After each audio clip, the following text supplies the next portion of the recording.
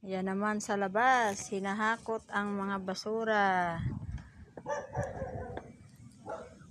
Ayan na ano na ang bahay. Pag nahulog ang cellphone, goodbye. Yan sana ang level ng aking haligi. Malapit ng maapawan. Libre ang swimming pool sa loob ng bahay. Sa labas dahil basura. Tumataas ang tubig ngayon. Siguro ay high tide. Ito po sa aming suloob ng bahay. Sa kusina ko po ito. Kaya pag bumaba ka, yan po, nagluluto po ako ng puto. Dahil mayroon pong order.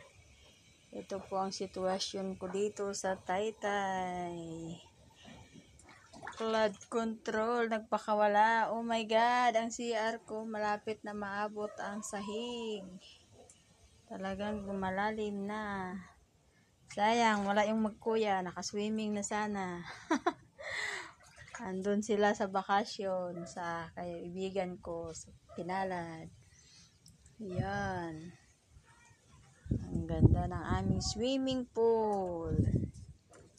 Diba? Doon naman yung aking mga naluto na puto.